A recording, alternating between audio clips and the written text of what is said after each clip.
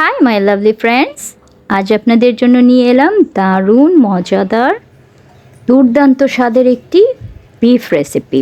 কাটা মশলায় গরুর মাংস, কাটা মশলায় বিফ যেটাকে বলে আর কি, সেই রেসিপিটাই আপনাদের সঙ্গে শেয়ার করতে যাচ্ছি। দেখলেন আমি এখানে কিছুটা মৌরি, যেটা গরম তেলের মধ্যে একটু ফোড়ন দিয়ে নিলাম, তারপরে বিফগুলোকে এভাবে কেটে নিলাম। দেখতে পাচ্ছেন মানে খুব বেশি ছোট না, কিন্তু একটু পাতলা করে কেটেছি যেন এটাকে আমি প্রসেসটা আপনারা দেখুন তাহলে বুঝতে পারবেন। তেলের মধ্যে সরাসরি আমি দিয়ে দিলাম, কারণ হচ্ছে যেটা বলছিলাম যে এটা এভাবে দেওয়ার মানেই হলো এটার যে ওপরের সাইডটা সেটা আপনার সিল হয়ে যাবে তেলের মধ্যে। ডিরেক্ট যদি আপনি গরম তেলে এইভাবে বিফটা দিয়ে দেন উইদাউট এনি মশলা, তখন কিন্তু এভাবে উপরটা সিল হয়ে যায় আর ভেতরটা আপনার খুব জুসি থাকে। আর আমি এই জন্যই এখন লবণ অ্যাড করব না, কারণ আমরা চাই না এটার ভেতর থেকে পানিটা বের হয়ে যাক। লবণ দিয়ে দিলে কিন্তু পানিটা বের হয়ে যাবে। এই জন্য আমরা প্রথমে গরম তেলে এইভাবে দিয়ে এটার পুরোটা সিল করে নিচ্ছি, যেন বাইটে বাইটে মানে বিফটা যেন খুব বেশি কচ করে যেন কেটে যায়, ঠিক আছে, খেতে যেন আমাদের কাছে অসাধারণ লাগে। এটাই হচ্ছে এটার টেকনিকটা। তো দেখতে পাচ্ছেন যে তবুও অনেকটা পানি উঠে গিয়েছে।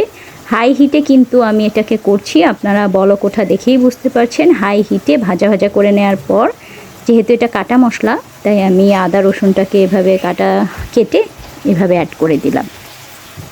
এটা কিন্তু একেবারে মিশে যাবে, একেবারে মুখে লাগবে না, দেখতে পাচ্ছেন। তারপরে এভাবে আমি অনবরত একটু নেড়ে নেড়ে দিব, ভাজা ভাজা করছি পুরোটাকে। যখন দেখেন পানিটা শুকিয়ে গিয়েছে, দেখেছেন প্রথমে একটু পানি উঠেছিল, তারপর কিন্তু পুরোটা শুকিয়ে এভাবে তেলের উপর উঠে গিয়েছে। ফেমাস কাটা মশলার বিফ দিয়ে কিন্তু আপনারা পোলাও, খিচুড়ি যে কোনো কিছু সার্ভ করে নিতে পারেন। এটা কিন্তু সব কিছুর সঙ্গে খুব ভালোভাবে মানিয়ে।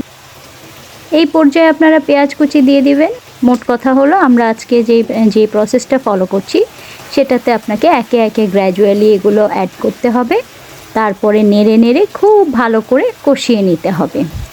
আর আমি আজকে একটু গরম মশলা গোটা দিয়েছিলাম, জাস্ট লং, এলাচ, দারচিনি আর গোলমরিচ, এগুলোই, ঠিক আছে। তারপর দিয়ে দিলাম কিছুটা চিলি ফ্লেক্স, তারপর জিরা, ধনিয়ার গুঁড়া, এগুলোই মানে সাদা মশলা যেগুলো থাকে আর কি। ইয়েলো পাউডার আমরা ইউজ করব না, দিয়ে এভাবে একটু নেড়ে নিচ্ছি। ধনিয়ার গুঁড়া, জিরার গুঁড়া আর চিলি ফ্লেক্স, চিলি আর পাউডারও আপনারা অ্যাড করতে পারেন। আমি তো বললামই আমি চিলি আসলে বাজার থেকে কিনে এনে নিজে ব্লেন্ডারে একটু এভাবে হালকা তেলে এভাবে আমি করে নিই। এটা খেতে আমার ভালো লাগে। এটা হচ্ছে আমার নিজস্ব একটা মানে ওপিনিয়ন বলতে পারেন, চয়েস বলতে পারেন।